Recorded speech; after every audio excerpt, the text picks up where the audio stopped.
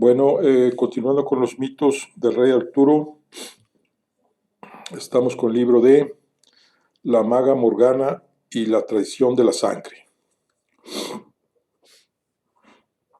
Y vamos a iniciar lo que es el capítulo 3, que se llama Dolorosos Reencuentros.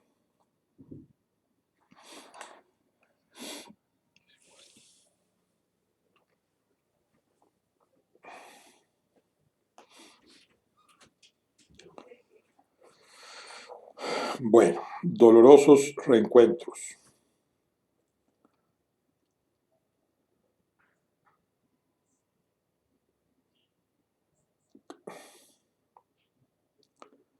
Crohais no era un hogar, al menos no para Arturo.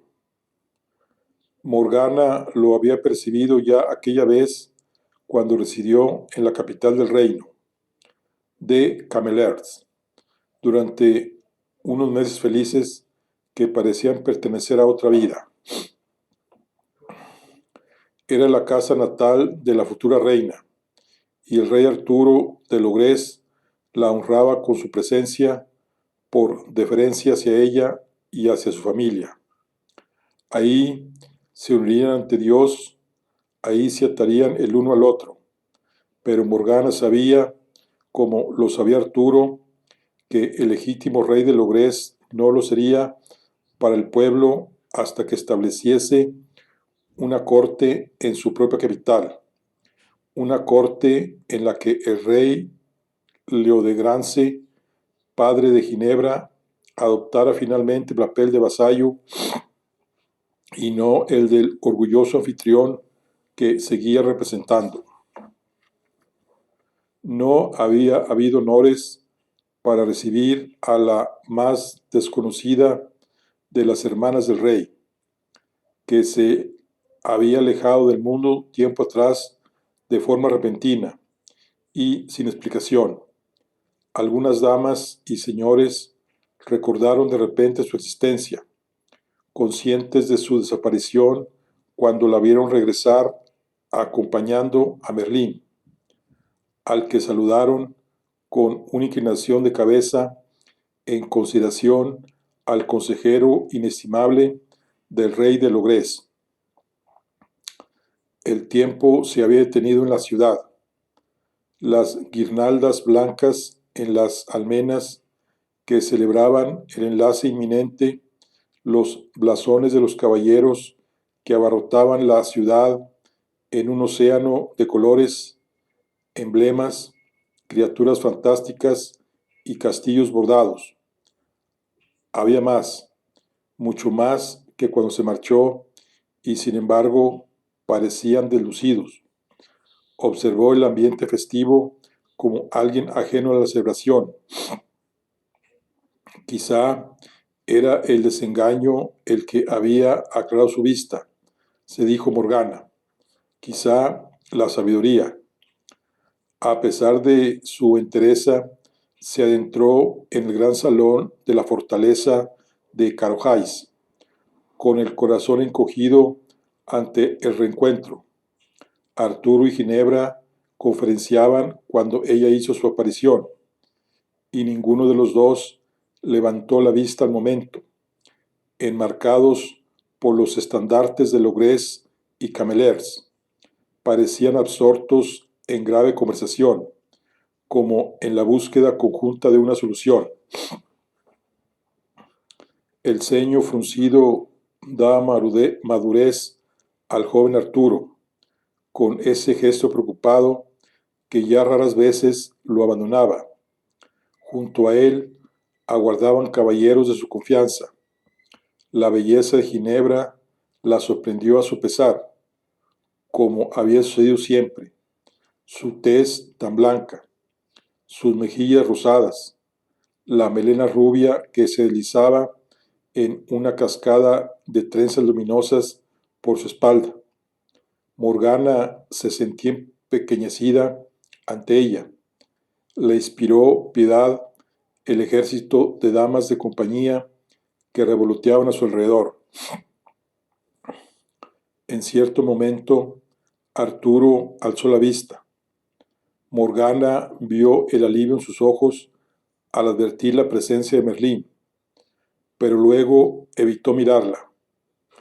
Ella sintió un desahogo.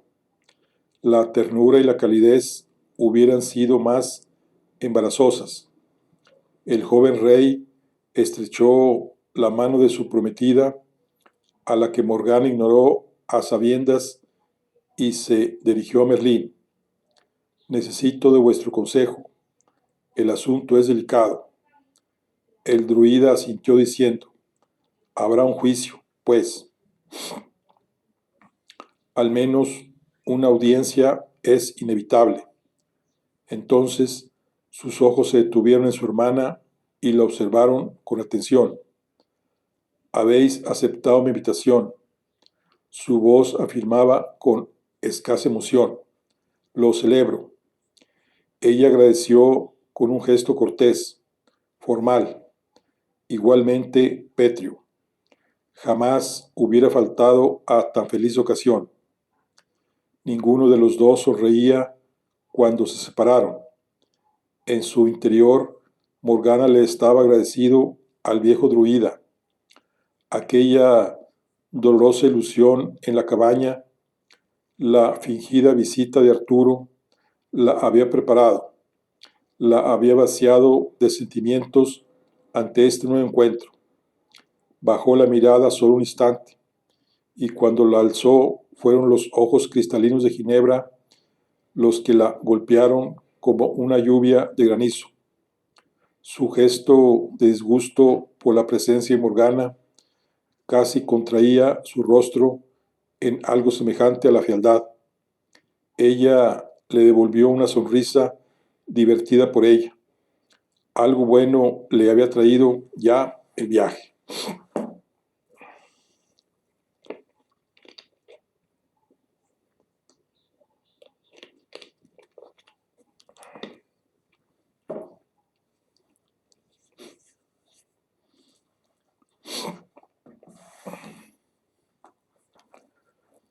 Aquella noche, el gran salón del castillo de Carojais se había transformado, ocupado en toda su extensión por las largas mesas de madera que abarrotaban los invitados, hombres y mujeres de Leodegrance, casi todos y algunos cada vez más a medida que se acercaba la fecha señalada de Arturo.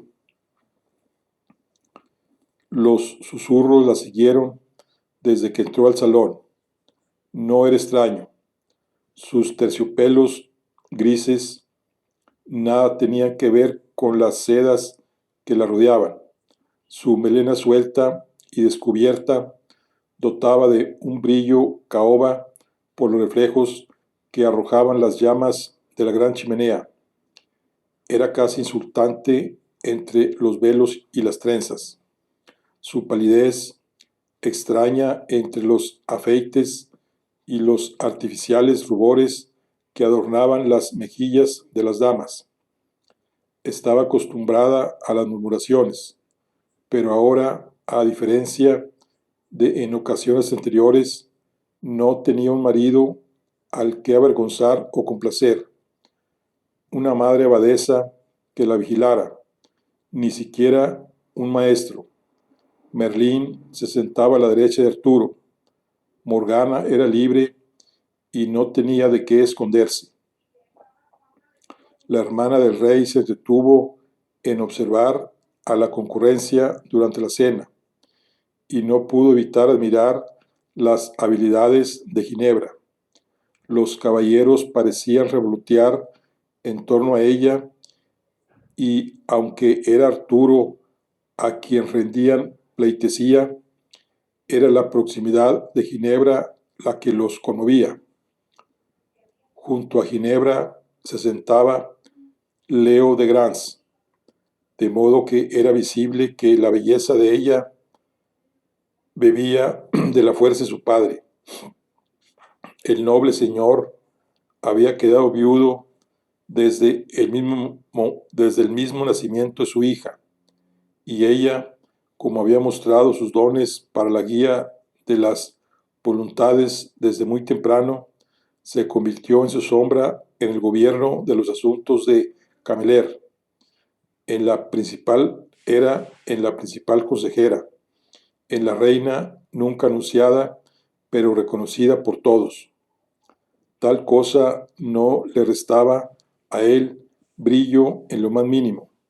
Incluso sentado en una reunión distinguida, incluso en el momento amable y vulnerable de la cena, era una figura imponente, ancho de hombros, calvo y poblado de barbas y cejas, de ojos brillantes y gesto resuelto.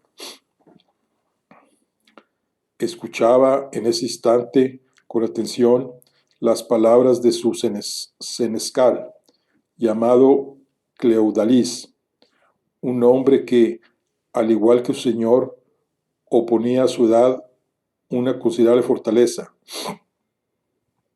Su mirada, de un azul casi transparente, volaba por la sala mientras susurraba a oídos de Leodegrance, un reflejo puesto de éste, con su rostro lampiño, bien aseado, y su servil inclinación de cabeza. Y sin embargo, por encima de aquella alegre celebración, sobrevolaba un velo de incomodidad que, estaba segura, no se debía a su presencia, pero descubría su causa. Había aprendido a ser paciente. Disfrutó de las viandas y el vino, y cuando decidió retirarse, no pudo resistirse. Recorrió la estancia dejándose acariciar por las murmuraciones, e hizo una leve reverencia ante los sitiales de Arturo y Ginebra, dándoles las buenas noches. Su hermano se hallaba de nuevo en grave conversación con Merlín y el señor del castillo, no así la futura reina, que se regodeaba en la presencia de sus admiradores. Hermana, le devolvió Ginebra el saludo. Su voz era cortante. Morgana recordó una época en que esa hermana, que ahora le arrojaba como un dardo, había estado cargado de dulzura. Sois muy oportuna. Precisamente esos amigos me deseaban buena fortuna en mi matrimonio con Arturo, pero vos podéis hacer más. ¿No estáis versada en las artes mágicas? Hacedme una predicción. ¿Cuán felices seremos? Habladnos de nuestros herederos y de la larga dinastía que está por comenzar. Ginebra la insultaba, la llamaba bruja frente a la corte y se reía de sus habilidades. Morgana se rió sin recato, y lo mismo hicieron algunos caballeros. Qué deliciosa broma, qué divertido entretenimiento. Pero Ginebra debería haber sabido que no era buena idea burlarse de una bruja. ¿Cómo podría, hermana? Contestó Morgana. Lo que me pedís excede mis habilidades. Yo puedo hablaros tal vez de lo que sucederá, pero los poemas y cuentos de cuna debéis pedírselos a un juglar, a un juglar. Y con una inclinación se retiró a sus aposentos con el manto gris oscuro ondeando a sus espaldas.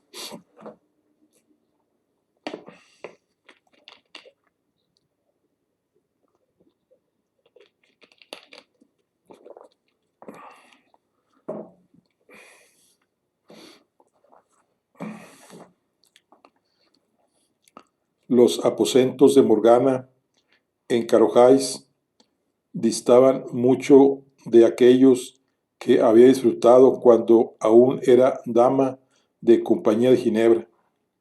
Su estancia se encontraba ahora en una de las torres caballeras, pequeña, sin más adornos que los tapices con el emblema de Leodegrance que cubrían las paredes de piedra. la cama, un diván y una chimenea. Ella la encontraba perfecta. Recorrió la fortaleza, dejándose empapar de las conversaciones de los caballeros con los que se cruzaba. Todos ellos, incluso los más veteranos, se apartaban para dejar pasar a la hermana del rey de Logres. Sus pasos la llevaron de nuevo hasta el salón grande, atraída inexorablemente por el aroma de la discordia que en ese momento se dirimía. El ambiente festivo de la noche había desaparecido, al igual que las mesas en que habían servido la cena. Los caballeros que abarrotaban la sala permanecían de pie, y Morgana pudo distinguir, casi visible, la barrera que los dividía en dos grupos diferenciados. Los reyes, Arturo y Leodegrance, el flamante rey de Logres y el anfitrión, ocupaban los dos sitiales principales. Tras ellos colgaban sus estandartes. Sin embargo, ambos parecían incómodos y preocupados por la materia que trataban. En un lateral, en un segundo plano, se sentaba Ginebra, arrogante y bella, silenciosa y erguida en su asiento.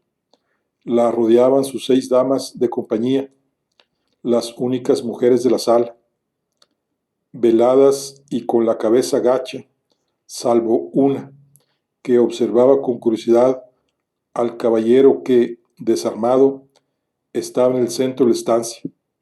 Morgana encontró su mirada verdosa durante un instante, y enseguida la muchacha bajó la cabeza. La asaltó un escalofrío, el presentimiento certero de algo que se acerca, pero su atención se vio atraída enseguida por el conflicto que se desplegaba ante sus ojos.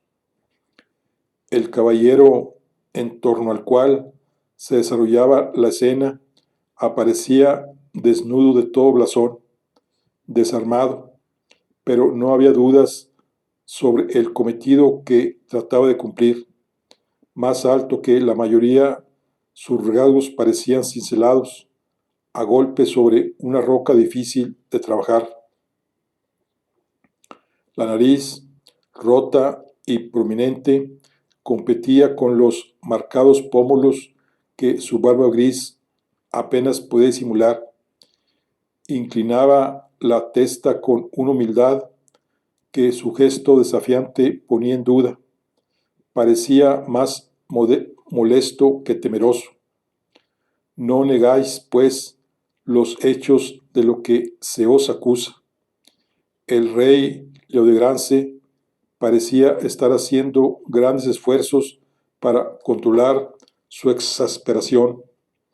A su lado, Arturo fruncía el ceño como si tratara de descifrar un complejo acertijo.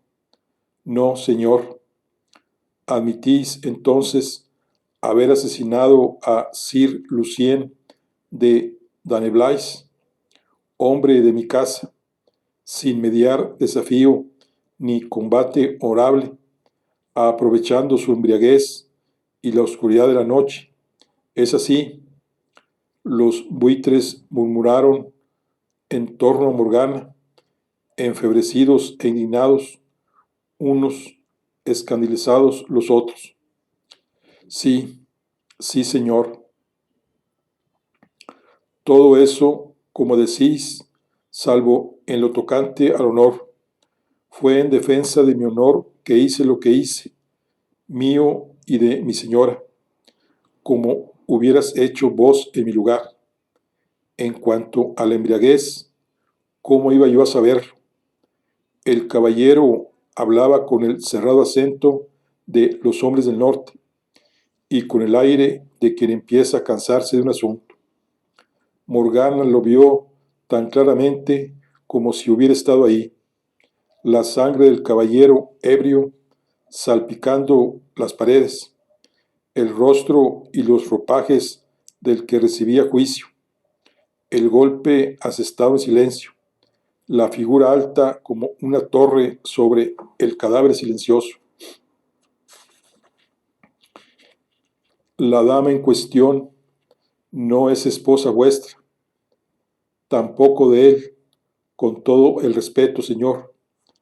Arturo tomó la palabra. Sir Bertolaí. El caballero inclinó la cabeza. Vos me habéis acompañado en la batalla contra los sajones, bajo el estandarte de mi cuñado Sir Nentres de Garlot. Yo hubiera velado por vos. ¿Por qué no acudisteis a mí? Morgana comprendió entonces la raíz del enfrentamiento que se gestaba en aquella estancia.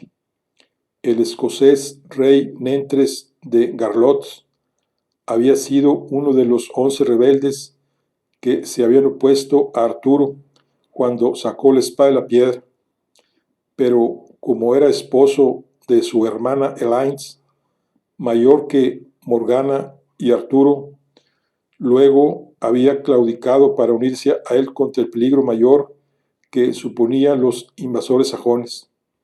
Sir Bertolaí era, por tanto, caballero de Arturo y había asesinado a un pariente de Leodegrance bajo su techo y antes de la boda.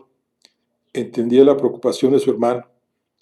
Con el debido respeto, mi señor, Sir Bertolaí, a quien llamaba el viejo para distinguirlo de su primo del mismo nombre y menor edad, se expresaba con la llaneza de quien ha visto caer muchos estandartes. En la tierra en la que procedo, esos asuntos se resuelven en casa y a puerta cerrada. Leodegrance parecía enfurecerse por momentos. Morgana tuvo la certeza de que Sir Bertolaí habría sido ejecutado, ya si no fuera por la deferencia que debía a Arturo. Una figura se movió detrás de Arturo, casi oculta entre las sombras, y Morgana distinguió los ojos grises de Merlín.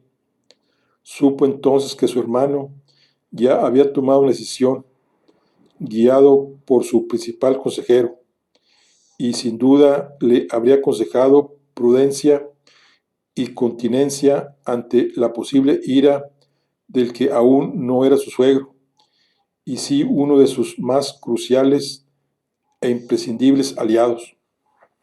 Sir Bertolaí, con pesar, declaro que no puedo protegeros. Habéis quebrantado las leyes de esta casa, que nos acoge y que hemos de respetar. Sir Leodegrance, queda en vuestras manos. Yo asumiré respetuosamente vuestra decisión. El caballero agachó la cabeza en un gesto de sumisión, pero Morgana vio en el brillo de sus ojos que no olvidaría que su señor lo hubiera abandonado de tal modo, como una bestia para el sacrificio. El rey Leodegrance se puso en pie para dictar sentencia. Sir Bertolaí, habéis cometido un crimen de sangre bajo mi techo, amparado por las costumbres de vuestra tierra y quebrantado las leyes de la mía. Habéis roto las normas de la hospitalidad que dicta la feliz ocasión que nos ha reunido aquí. Habéis manchado de sangre este enlace de sangre de mi propia casa, amparado por la oscuridad de la noche, sin honor y sin gloria. La sala entera contuvo el aliento, esperando la decisión del rey.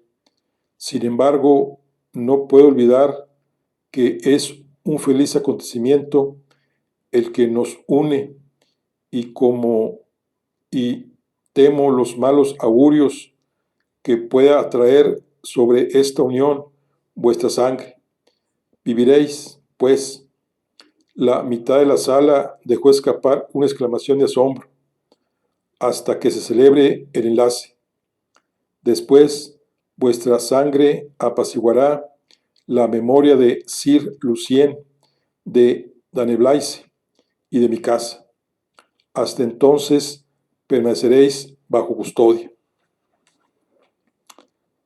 El caballero, caído en desgracia, alzó la vista airado. Habláis de deshonor. ¿Qué honor hay en vuestra decisión? Dadme una espada y elegid a mi contrincante. Si Dios no está de mi lado, dejad que hable a través de mis estocadas. Leodegrance hizo un gesto a sus hombres. Lleváoslo.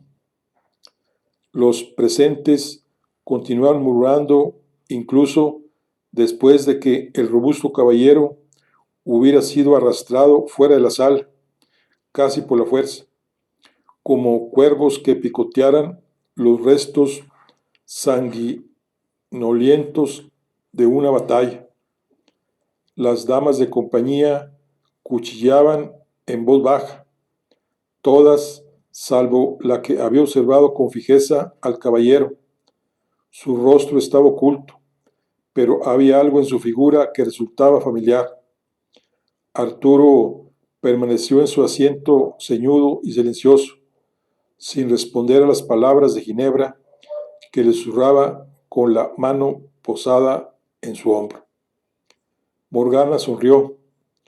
Poco a poco el rompecabezas se resolvía pieza a pieza y le daba la impresión de que la ocasión de actuar estaba pronta a presentarse.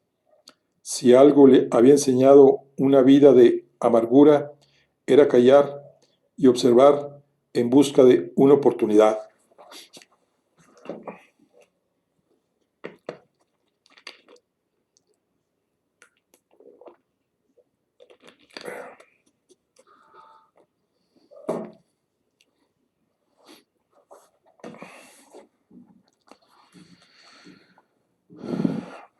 Según se acercaba la fecha prevista, Carojay se iba llenando de nuevos caballeros que acudían para añadirse a la comitiva de Arturo. En ocasiones, Morgana se detenía a observarlos, entreteniéndose en hallar nombre a los blasones y escudos de armas, reconstruyendo así en su cabeza las campañas de su hermano, aquellas que le habían impedido desposarse hasta aquel momento. Vivía en atenta espera de aquello que pudiera servir a su propósito. Aquella mañana, las trompas anunciaron la entrada de un caballero de renombre.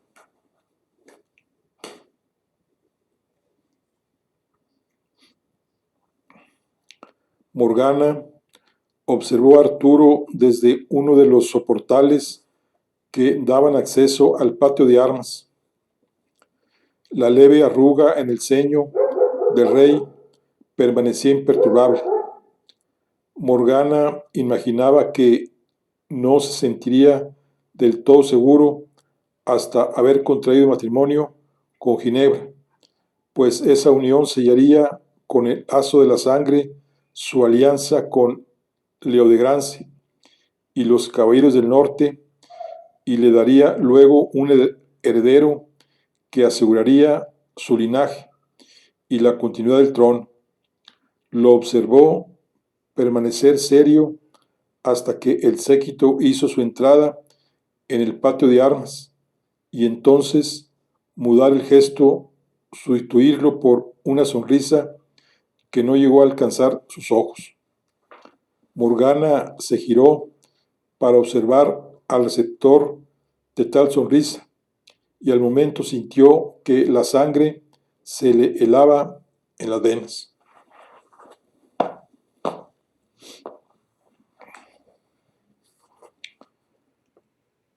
Hubiera reconocido a esas facciones duras y angulosas en cualquier lugar del mundo. Esa mirada que parecía tocada por el viento oceánico, ese porte duro y pesado. Era su esposo, Urien de Goré, pero no fue su presencia la que perturbó a Morgana, sino la de quien lo acompañaba. Uriel de Gore desmontó y se dirigió al rey Arturo con una sonrisa respetuosa. Inclinó la cabeza. Arturo posó la mano en su hombro e intercambiaron unas pocas palabras. Arturo sonrió y Urien lo condujo al carruaje que lo seguía en la comitiva. De él se bajó un pequeño hueste de hayas y nordizas, la última de ellas con el preciado ocupante en sus brazos. Arturo lo saludó con alegría. No en vano Ibaín era su sobrino. La haya lo dejó en el suelo, una figura que hacía poco que se tenía en pie, sobriamente vestido con los terciopelos grises y medias de lana de core. El niño miraba adormilado a ambos hombres. Morgana sintió un aguijón en el pecho que amenazaba con desgarrar su garganta. A esa distancia no podría decir si sus ojos seguían siendo azules, pero sí veía con claridad los rizos que adornaban la cabeza del pequeño, de color rojo brillante. Arturo se irguió y permaneció quieto un instante. Cuando se giró, su mirada se encontró con la de Morgana, y por primera vez desde su llegada, ella vio que el hielo en el corazón de su hermano se derretía. Al hacerle un breve gesto a Urien, él se dio la vuelta y se dirigió hacia la madre del niño. Morgana se sentía incapaz de moverse. Arturo se paró delante de ella y le tendió la mano sin decir palabra. La suave brisa de la mañana acarició el rostro de ella mientras ambos, hermano y hermana, cruzaban el patio de armas de la mano. Junto al carruaje, Urien de Goré, el ceño fruncido, apretó con firmeza la manita diminuta entre sus dedos colosales. El niño miró hacia arriba cuando Morgana se detuvo frente a él. Solo entonces ella se acordó de respirar. Era sorprendente en su perfección, de rasgos diminutos y delicados. Y sí, sus ojos eran azules, como el mar que golpeaba el acantilado de Tintagel. Sin soltar la mano de Arturo, sin reconocer siquiera la presencia de Urien, ni en la firmeza de su agarre, Morgana se agachó frente al niño. Lo devoró con los ojos. Había dolor en esa mirada y añoranza, pero no afecto, pues no se conocía, solo ausencia. Se regodeó en sus rizos rojos. Ibaín, su voz quebrada, no parecía suya. Tienes aspecto de ser fiero como un leoncillo galés. Hizo ademán de acariciar el pelo. El niño se escondió tras el hombre que creía su padre. A un gesto de Urien, un aya cogió al niño y las demás se lo llevaron adentro. Morgana se puso de pie, tomando aire, mientras veía cómo se alejaba su hijo en los brazos de una desconocida. De repente, la mañana se había tornado fría y despacible. Le pareció que una capa de hielo, gruesa como el terciopelo, que envolvía el cuerpecillo de Ibaín, se cerraba en torno a su corazón. Arturo invitó a Urien a que entrara. Todos se dirigieron hacia las estancias interiores, olvidando a la madre del niño en el patio. Morgana siguió a distancia a la comitiva de Gore a través de los soportales. Parte del ejército de Ayas se disgregó en dirección a las dependencias que les habían asignado, pero Urien y su hijo, que había esperado dentro, guiados por Arturo y escoltados por sus más allegados, se adentraron en el salón, donde Leodegrance atendía a sus invitados. El anfitrión de la jornada se puso en pie para recibir al rey de Gore. Urien se inclinó ante el señor del castillo, rey como él, en presencia del joven soberano de Logres, y Morgana se dijo que la causa de su hermano debía en verdad ser poderosa si había conseguido alinear a hombres tan implacables, tan severos, incluso antiguos enemigos. Uno era recio como una montaña, el otro encarnaba la antigua majestad. Ambos eran, en suma, vestigios de una era que se resistía a morir. Leodegrance, flanqueado por su sombra, encarnada en su fiel senescal Cleudalis, saludó con un gesto de cabeza al niño, y ella se dio cuenta de que era probablemente su presentación más allá de las gruesas paredes de roca de Goré. Se alegró por ello, por haberlo atraído desde el ventoso Gore hasta el primaveral Camelert. Sus reflexiones no duraron mucho. Su vista repasó la comitiva que se arremolinaba en torno a Leodegrance y sobre todo en derredor de la figura brillante Ginebra, que repartía por doquier sonrisas y cumplidos. Se reunía ahí un grupo de caballeros que acababa de llegar, cercanos a la casa, según revelaban sus adornos con variantes del leopardo dorado. Entre ellos, una figura oscura y lánguida permanecía apartada, sin llegar a ser alumbrada por la luz que se desprendía de Ginebra, pero sin duda deseosa de capturar una de sus sonrisas. Era joven, pero parecía triste, fuerte, pero de aire cansado. Morgana había recordado muchas noches sus ojos y se había castigado por ello. Los ojos que acababa de ver en el rostro de su hijo, Ibaín, los ojos del padre del niño. Era Gralens, su antiguo amante, que le había dado la espalda cuando su prima Ginebra los había descubierto. Sin duda, había abandonado su destierro para participar en la celebración del enlace.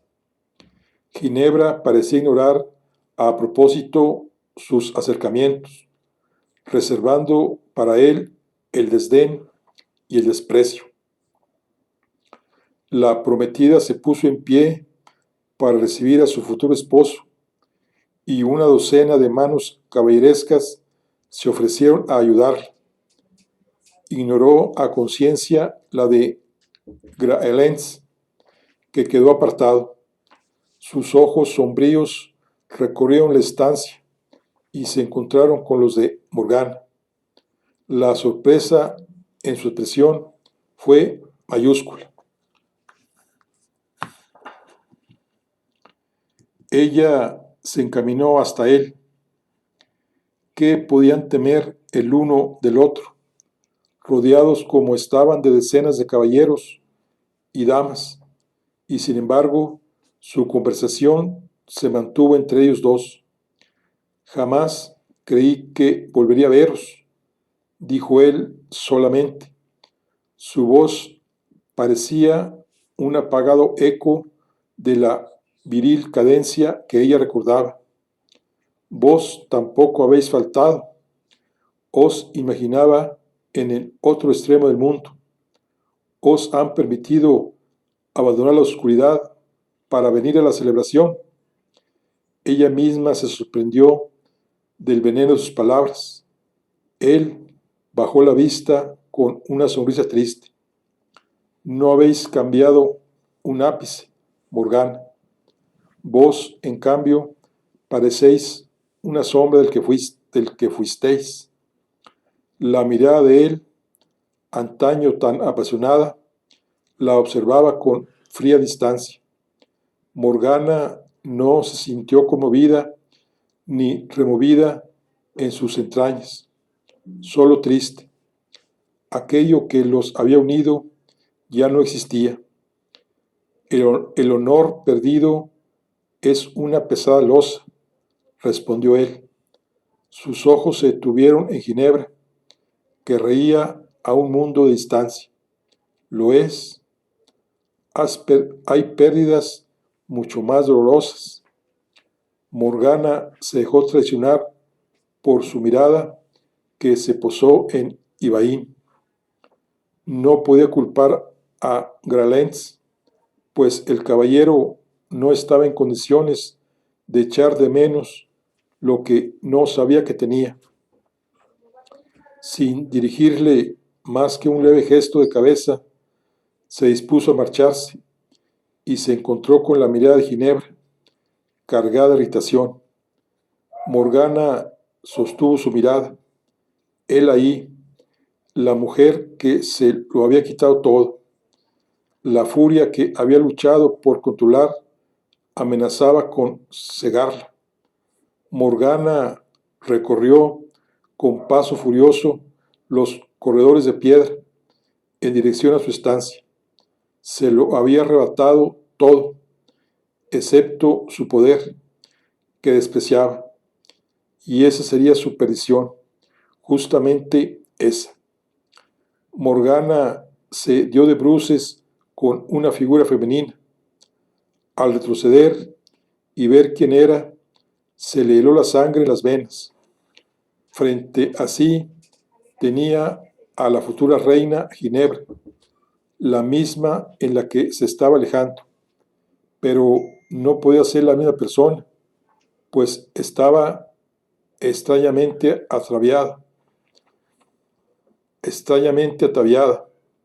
Su larga melena, que acababa de ver resplandecer en el salón, estaba oculta por un fino velo y tenía el color del oro delucido. Su ropaje, aunque rico, era más humilde, su postura más sumisa. Disculpad mi torpeza, mi señora. La muchacha bajó la mirada, pero Morgana distinguió una nota de enfado en su voz. La ilusión de que era Ginebra duró solo unos instantes, cuando, apartándose una del camino de la otra, Morgana le echó un vistazo más atento, que la sacó enseguida de su engaño. No, no era la futura reina, pero la semejanza era asombrosa. Se trataba de una de sus damas de compañía. Le daba la impresión de haberla visto en el juicio al que habían llevado a Sir Bertolay el Viejo. Aceptó las disculpas y la observó alejarse mientras acudía a su mente un recuerdo reciente. Dos abadesas idénticas en apariencia que se encuentran de repente en un monasterio de la pacata villa de Almesbury.